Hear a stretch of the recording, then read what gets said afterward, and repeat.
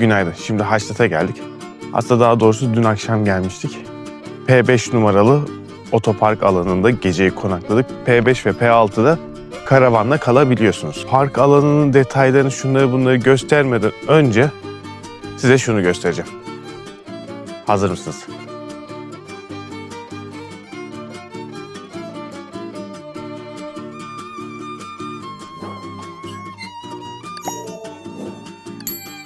Burası bir otopark bu arada. Kamp alanı değil. Dümdüz söylüyorum. Otopark. Burası P5 numaralı otopark ve böyle bir manzarası var. Neyse biraz etrafa bakınayım, sonra şimdi size park alanlarını göstereceğim.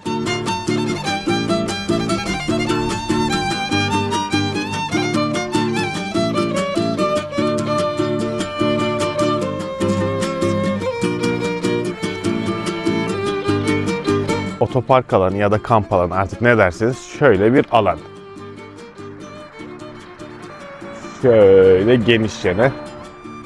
Şu bölümde bizim karavanın da durduğu bölüm, karavanların park ettiği yerleri ve şu bölümlere bazı karavanların park etmesine izin vermiyorlar. Eğer boyutlarınız büyükse buraya park edemezsiniz. Ama şöyle küçük transporter gibiyseniz park edebilirsiniz.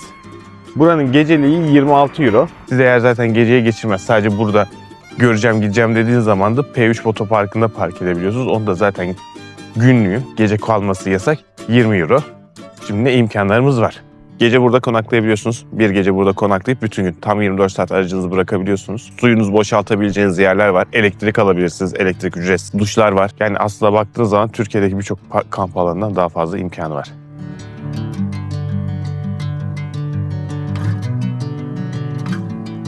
Bak şimdi adamlar bunu o kadar nizam bir hale getirmişler ki biz böyle delik bulalım, sokalım, atalım falan filan diyor. Gelen adam buraya start düğmesini koymuş. Start'a basıyor. Burada zaman sayıcını basıyor. Bunu da hani bak koyacak yerin falan hep sorun oluyor ya. Bunu çıkardı bak böyle. Yer koymuş adam sana. Bak. Açıyorsun, içindeki su çalışıyor. Gelsene bak göstereyim.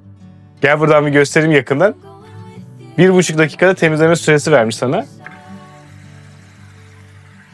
Şimdi açtım. Kapağı kaldırdım.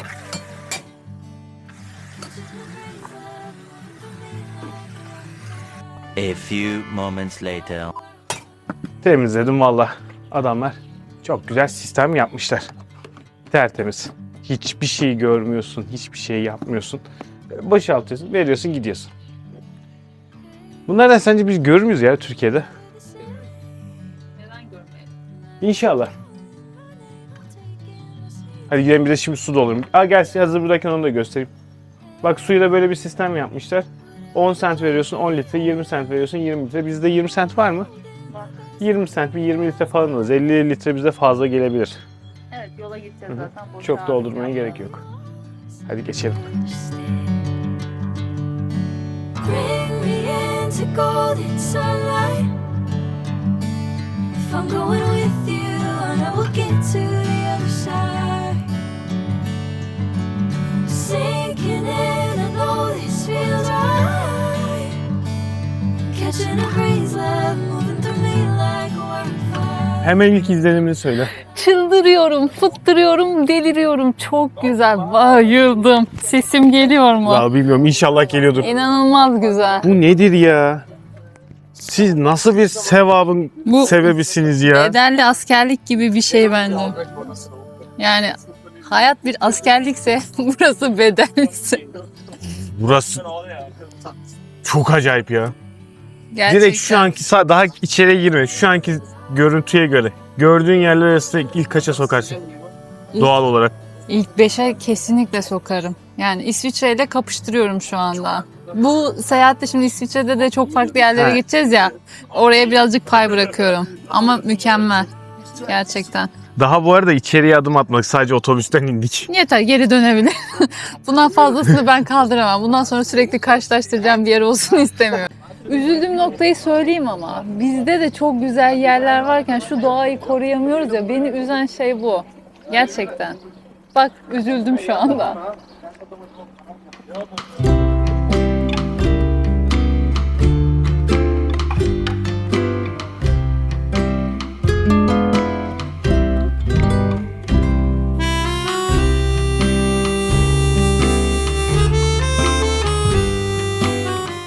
kadar acayip, o kadar güzel ki daha yürüyemedik ya. Her yerde duruyoruz, fotoğraf çekiyoruz, bir yerlere bakıyoruz. Daha 150 metre falan ya yürüdük ya yürümedik. 15 dakikadır, 20 dakikadır yürüyoruz. Daha yürüyemedik. Çok acayip güzel bir yer ya. Mükemmel. Gerçekten doğayı böyle hissediyorsun yani. Buradakiler yaşlanmıyordur. Büyük bir ihtimal 800 yaşına falan kadar yaşıyordur. Vampir dediğimiz şeyler aslında buralılar olabilir mi? Çünkü ölmez insan burada. Sinirden çıldırıyor olabilirler ama. Çok Hayır. kalabalık olduğu dönemde. Bir de bak tam sezonda da değiliz ha. Tam sezonda burası inanılmaz kalabalık olur. Ama çok güzel. Çok güzel. İmkanınız olursa mutlaka gelin. Eğer böyle doğadan vesaireden hoşlanıyorsanız mutlaka görmeniz gereken yerlerden bir tanesi. Şu şey gerçekmiş yani dünyanın en güzel köyü diye burayı nitelendirirler ya. O gerçekmiş ya, burası hakikaten dünyanın en güzel köyü. Diğer köyleri görmedik ama dur bakalım. Bunun üzerine çıkabilecek çok zor ya. Biraz da kültür, öyle sadece doğa olmaz. Hallstatt'ın merkezinde Hallstatt'ın kilisesi var. Burası Protestan kilisesi. 500 kişilik bir kapasitesi varmış. 1600'lü yıllarda aslında burası Salzburg'a bağlıyken buradaki insanlar Protestanlığı benimsedikleri için böyle bir grup insan böyle bir öldürmüş. Hatta Salzburg Kilisesi tarafından buradakiler asi olarak nitelendirilmiş. Burası da böyle direnişin sembolü haline gelen bir kilise olmuş. Ufak bir kilise, zaten merkeze açık. Yani bir de Protestan kiliseleri her zaman ücretsiz olur, aklınızda bulunsun. O her yerden görünen bir kule var ya, kulenin olduğu yer aslında Evet burası. tabii. Hani, Her yerden gözüken şey o bina, her fotoğraftaki o uzun yer burası. Evet. Hadi devam.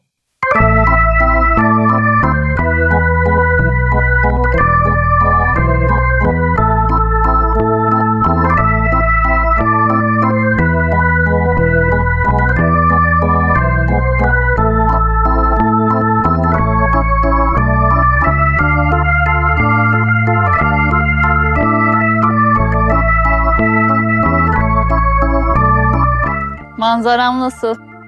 Güzel ya. Anlatmaya gerek var mı bilmiyorum ama anlatacağız. Yani dilimiz döndüğünce. Hallstatt'tayız.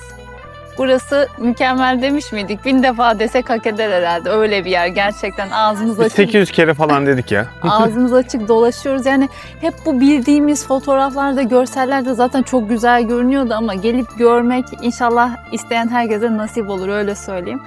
Alplerin eteğinde, Avusturya Alplerinin eteğinde Hallstatt Gölü'nün kenarında kurulmuş küçük, ikonik, inanılmaz masalsı bir köy burası. Hatta öyle güzel ki Çin'de bir tane bunun kopyasını falan yapmışlar, yani Çin'de bir yerde. Böyle bir, hani Çin'de her şey kopyalıyor. Onlar bunu da bahanesini, kopyalamışlar. onlar bahane de aramış olabilirler ne kopyalasak derken, ama burası hak ediyor yani gerçekten Evet. bundan kopyalanır.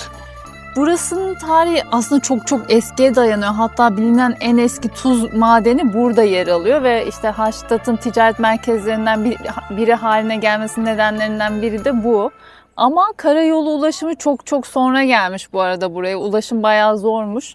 Onun dışında UNESCO Dünya Mirası listesinde yer alıyor. Nüfus aslında çok kalabalık değil. 700-800 kişilik bir nüfusu var ama inanılmaz bir turizm akımı var burada. Yani overturizm dediğim şey burada gerçekleşiyor. Küçük bir yer zaten. Geldiğiniz zaman bir yarım günde gezebileceğiniz bir nokta. Ama tabii ki her bir köşede dur, fotoğraf çek, bir şeyler yap. Hani buraya kadar gelmişken böyle birazcık güzel vakit geçirmek lazım. Belki bir yerde oturup bir şeyler yiyip içmek lazım. Buranın o oksijenini bir almak lazım. Buraya gelip de böyle hani yarım hızlı gezilecek bir yer Yok. değil yani burası. Burada zaman geçirecek bir yer. Ben de buranın bu arada ne kadar aslında küçük yer olduğu ile ilgili, ne kadar zor bir coğrafya olduğu ile ilgili şunu söyleyeyim. Burada böyle çok büyük bir mezar yeri diye bir yerleri yok burada isterseniz. Çünkü görüyorsunuz zaten görseller, direkt sarp bir yamaç başlıyor ve ölülerini 10-15 sene geçtikten sonra mezarlarından çıkartıp sadece kafa tasları kalıyor ve onları da başka bir kiliseye götürüp orada da insanların kafa taslarının üzerine ailelerin isimlerini falan yazmışlar. Ya oraya da geçeceğiz şimdi bu arada. Yani ne kadar zor aslında bir coğrafya olduğu ile ilgili hani bu net bir örnek veriyor. Dün akşam biz buraya inerken %24 eğim falan yazıyordu. Hatırlıyorsun değil mi? Ya, Gece geldik biz buraya. O konuyu detaylı olarak anlatacağım. Orası önemli bir konu. Biz yanacaktık, siz yanmayın. Birazdan onları da geçelim, anlatalım ya. Ay, iyi hatırlattın onu. Şimdi O zordu ya. gezilecek birkaç tane nokta var bu arada. Bir seyir terası var. Bir de Hüseyin'in bahsettiği o mezar Beylinhof. olmayan, evet, kafa taslarının olduğu yer var. İşte bir tane protestan kilisesi var. Onun dışında da böyle doğal güzellik zaten. Biz şimdi oralara doğru devam ediyoruz.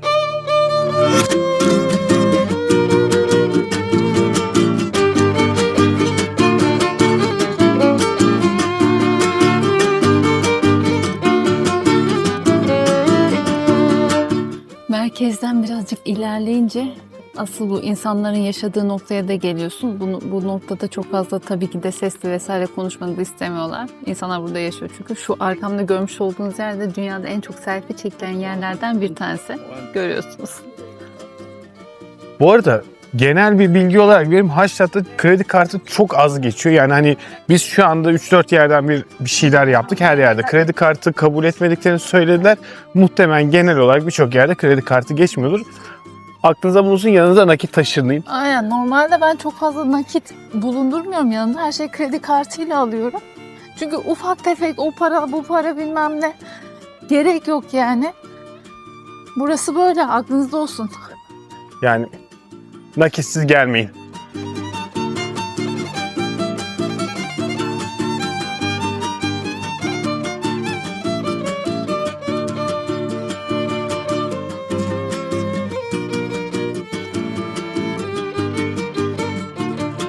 Şimdi aşağıda bahsettiğimiz gibi burada Beyin House diye bir yer var. Oraya geldik. Burasının içinde bu mezarlardan çıkartılmış insanların kafa tasları var ve onları da böyle hani bir görsel şölen haline getirip üzerlerine böyle boyamalar, desenler falan çizmiş. Bazı insanları rahatsız edebilir açıkçası. Çünkü içeride yüzlerce kafatası var.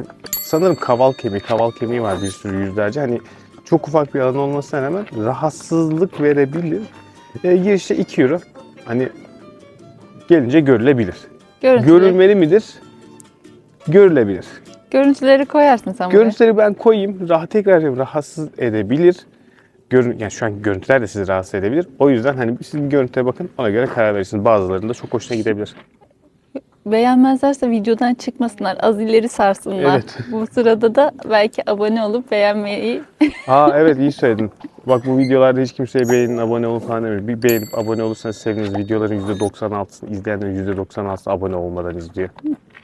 Çok Tü. para. Haydi. Hadi o zaman. Şimdi buraya gelirken ki başımıza gelenler. Burası önemli. Arka sıra. Bu da anlattıklarımı iyi dinleyin. Not alın. Sınavda sorarlar. Ben size söyleyeyim. Şimdi biz saat 10 civarında falan otoyoldan ayrıldık ve Haçlı'da yaklaşık 1 saatlik yolumuz vardı navigasyona göre. Biz navigasyonun verdiği yoldan devam ederken ya bizi soktuğu yolda bir yanlışlık vardı. Hissediyorsunuz böyle yanlışlık olduğunu. Sonra bizi bir dağ tepesine çıkarttı ve birdenbire aşağı indirmeye başladı. Meğersem burası Kepler Pes denen bir yermiş ve buranın hani en olmaması gereken dik yerinden. Allah'tan hala diyorum hani yani motokaravanlaydık, değildik, rahattık, hani konforlu bir anımızdaydık ve kontrol yorgun olmadığımız bir zamandı. İnanılmaz dik. Hiçbir şey yok gözüken. Hani yanlışlıkla çekme karavanla falan gelirken eğer bu rotadan size bir navigasyonda rotayı verirse kontrol edin. Ben şimdi rotanın kritik yerlerini harita olarak paylaşıyorum zaten, size göreceksiniz.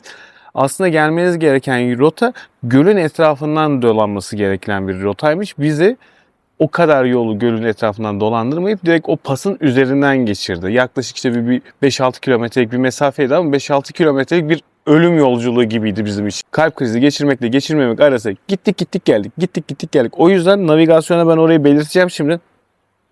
Size o rotayı veriyorsa o rotayı değil, alternatif rotayı kullanın ya da tabelalarla işte P3, P4, P2 falan yazıyor ya da Haçtat Sentral falan yazıyor. O tabelaları izleyin. Ve Haçtat'ta seyir terasındayız. Köyün içinden geçerken oklar zaten seyir terasını gösteriyor. Böyle birkaç merdivenden çıktıktan sonra bu noktaya ulaşıyorsunuz. Buradan baktığınızda tüm köyü yukarıdan görebiliyorsunuz. Gerçekten etkileyici, büyüleyici, inanılmaz bir manzara var. Şansımıza hava çok güzel. Böyle güneş falan inanılmaz. Bir de şunu ekleyelim. Biz buraya gelirken otobüste geldik. 543 ve 544 numaralı otobüsler geliyor. Aynı zamanda böyle göl etrafında gidip gelen feribotlar da var. Hangisi size uygunsa onu seçebilirsiniz. Fiyatlar 3 euro ile 12 euro arasında değişiyor ulaşım şekline göre. Otobüs durakları bu arada öyle her yerde yok.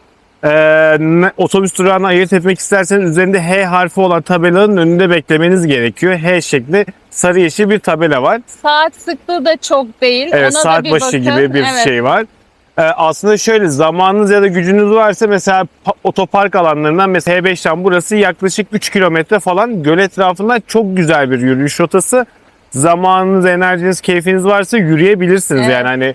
Yürümek de keyifli olabilir. Gerçekten vaktiniz varsa güzel. Göl etrafında çünkü o doğa o kadar güzel ki zaten böyle ağzını açık geze geze gidiyorsun. Mükemmel. Valla ben iyi ki geldiğimiz için iyi ki geldik diyoruz. Çünkü bizim rotamızın üzerindeki noktaların ilki burasıydı. Aslında yani Evet. biz bu sefer şehir görmekten ziyade nokta görmek istiyorduk rotamız üzerinde. Yani ilk rotamız buydu. Yani o yüzden biz ilk gün inanılmaz yolculuk yaptık buraya gelene kadar. Sonuna kadar da hak ediyormuş. Gerçekten bu zamana kadar gezdiğimiz en güzel yerlerden bir tanesi. Bakalım, inşallah üzerine daha da koyacağız. İnşallah ve tekrar söylüyorum, gelmek isteyen herkes inşallah gelir. Çok güzel, sizler de gelip görürsünüz inşallah. Evet, biz şimdi burada Hallstatt videomuzu sonlandırıyoruz. Ne demiştik az önce? Beğenip abone olursanız seviniriz. Lütfen.